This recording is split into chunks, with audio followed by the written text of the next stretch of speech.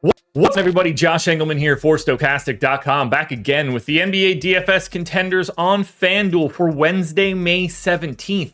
Now be sure to hit that like button, subscribe to the channel, hit the notification bell so you know when everything goes live. Follow me on Twitter at Josh Engleman, and the biggie lineup generator. I got NBA on the banner at the top, but we're not limiting it there. You know what I mean. We got more than one lineup generator. NBA, PGA, MLB recently released. This is what you guys should be looking for now. 50% off, less than $5 for your first week. We generate all the lineups on the back end. We get rid of everything that we don't think you should play. We present the rest to you. Lineup pops up on the screen. Click save if you like it. Click discard. Another one pops right up. Chalky, contrarian, balanced lineups, lock players, swap players, export up to 20 via CSV. If you're trying to play golf, baseball, NBA, NFL when it comes, well, obviously there's no NFL games right now. We've got one for all of it. Make sure you're checking us out, folks. It's the easiest thing you could do to get better at DFS. Now, we're going to round out the bottom of my top 10 with Kyle Lowry, Caleb Martin, Gabe Vincent, Jaylen Brown, and Malcolm Brogdon on the outside looking in. Who will be my favorites? My top 5 plays for today. It's time to find out. First up at number 5, I'm going to Bam Adebayo. He's 13,500, projected for 40, and got a really decent spread of multipliers. 10% to MVP, 25% to star, 7% to pro, just 1% to utility. If you're playing Bam Adebayo today, 43% of the time he will be optimal. You're looking to put him into one of the spots with a multiplier. It's probably not your best spot going utility. I went 38 minutes for Bam. Little over a fantasy point per minute, 19 points, 10 boards, 3 assists, 2 stocks. I like this price tag. This is a decent enough series for Bam, although defensively he's going to have a lot of work to do. But I do like the spread here. Obviously, the star spot is going to be the most important. I'll be very interested to see his pro ownership. I could see him getting left behind there. At number 4, I'm going Marcus Smart, 9,500, projected for about 29. You're not going to see him in the MVP spot.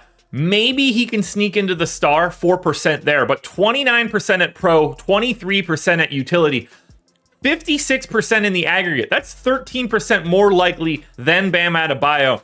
And Smart is where you start to really see the flexibility, because you can put him in at pro or utility. You can get the multiplier or not. He's a great way to save some salary, but he also has a little bit of upside.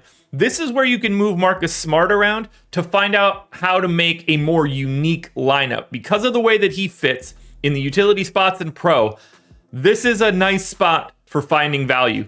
13.5 points on 20% usage. I went 34 minutes. I think he's very live to play more than that. 5 assists, 3.5 boards, almost 2 stocks.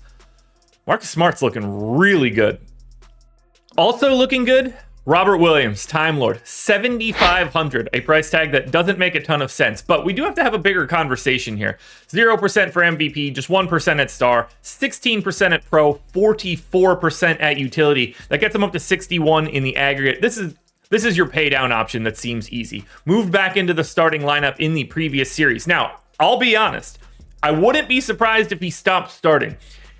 They don't need him in the same way in this series, at least that's the way that I see it. I want to get him on the floor when Kevin Love isn't out there. I don't know if Miami pulls Love first or Robert Williams goes back to the bench first, but I think one of those two things is going to happen. 7.5 points for Time Lord in 27 minutes, 9 boards, an assist and a half, 2.5 stocks. Whether he starts or not, this price tag means that he is one of the premier value plays that you can find. If Robert Williams is an amazing value play, Jason Tatum is an amazing pay-up option. 17,500, projected for about 51, 37% chance to be your optimal MVP, 25% at the star. You can't really put him anywhere else at this salary spot. You know what you're getting here. You need raw points on FanDuel. There's no multiplier at the top. Jason Tatum is the most likely highest scorer on today's slate, so you're going to see him at the top quite a bit. You got to put him in for one of the big multipliers. Otherwise, he's not going to be able to make an optimal. It's going to be somebody else. 41 minutes, 30% usage, 29 points, 10 boards, 5 assists. What a stat line. It's crazy. That's an amazing stat line. And then you think about Nikola Jokic and you're like, oh, it's not an amazing stat line. 2 stocks as well for Tatum. The price tag is what stopped him from being the number one contender. I think it's pretty obvious who that number one guy is going to be. Don't feel bad going to Tatum, obviously. Do sign up for the lineup generator, though. $4.48 for your first week. If you're trying to make 20 lineups, put them in the quarter jukebox, that's going to be $5 for the entry fees, less than $5 for the lineup generator. You're all in for less than $10. Finally, the number one contender is going to be Jimmy Butler, 17K. So you save the $500 with under Jason Tatum. 51 fantasy point projection, 44% at MVP, 23% at star, 2% at pro. Look, this is a $500 thing. That is enough. I think Butler and Tatum are very, very close in projection for today. You're just looking to save a little bit of salary. 29 points, 7 boards, 5 assists, 2.5 stocks for Butler. Whether you want to go to Butler or Tatum as your main pay-up option or both, very obvious that you should be doing that. Those guys are the best plays. For right now, I prefer Jimmy Butler. Alrighty, folks, that will do it. Those are my NBA DFS contenders on FanDuel for Wednesday, May 17th. It's incredible how quickly I forget the day. I've been recording for 7 minutes and 40 seconds. Totally forgot that I said Wednesday at the beginning. Anyway, DraftKings version is around here somewhere, so check it out. Good luck tonight, everybody. Win some money. Back again tomorrow morning for another edition of the Contenders.